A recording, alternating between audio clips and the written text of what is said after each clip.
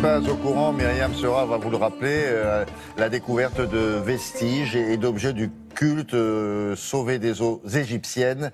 Ça a été quand ça? Il n'y a pas si longtemps. 8e siècle. Oui. Non, mais Ah, l'origine.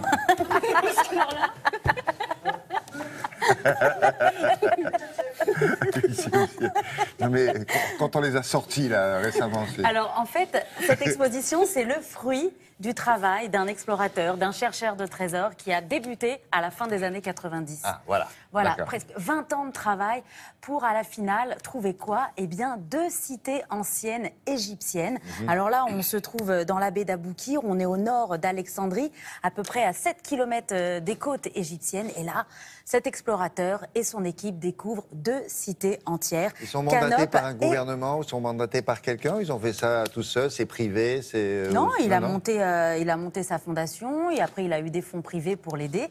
20 ans de travail, c'est un explorateur, je dis ça en rigolant, mais en fait c'est quand même un égyptologue, un archéologue. Oui, voilà.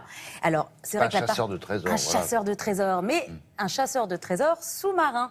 20 ans de travail quand même pour retirer des eaux 15 000 objets. Et dans cette exposition, donc, qui est en ce moment à l'Institut du monde arabe, on nous présente 250 objets issus donc, de cette expédition sous-marine. Alors, il faut quand même savoir qu'à cet endroit-là, il y a très peu d'eau. On est juste à 5-6 mètres de fond. Mais ce qui est intéressant de savoir, c'est qu'en fait, tous les objets et les cités ont été recouvertes par des sédiments entre 50 et 1 mètre, ce qui fait que ça a permis une conservation extraordinaire de tous ces objets. Alors, on ne sort pas des objets comme ça de l'eau, hein, ça prend des semaines pour sortir un objet de l'eau.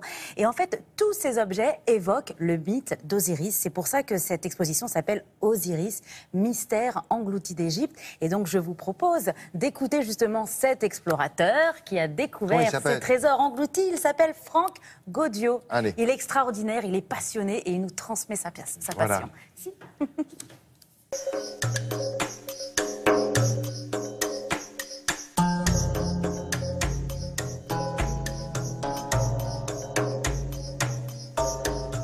Toutes ces missions commencent par l'étude des textes antiques.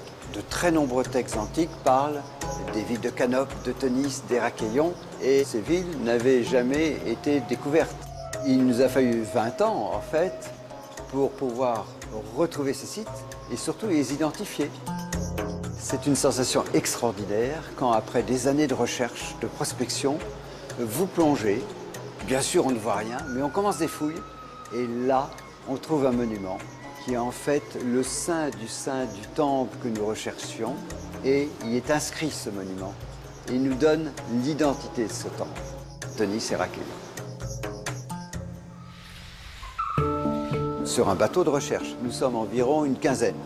Mais après, pour les fouilles, nous sommes beaucoup plus nombreux.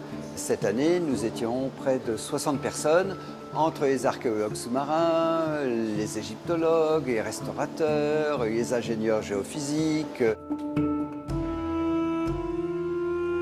Osiris est le dieu civilisateur. Il apporte sur terre les lois, il apprend aux hommes l'agriculture, comment honorer leur dieu. Tous les ans, dans tous les temples d'Égypte, Pharaon lui-même, déléguant bien sûr ses pouvoirs à des prêtres initiés, commémorait et perpétuait le mythe osirien. La mort du dieu, son démembrement, son remembrement, la renaissance de son corps, la naissance de leur fils. Et pour cela, dans le plus secret des temples, car la cérémonie devait être absolument secrète et cachée, un prêtre initié fabriquait 2 statuettes qui allaient être ensuite mis dans des sarcophages de bois de sycomore et qui allaient être disposées dans l'endroit le plus secret du temple pour protéger l'Égypte.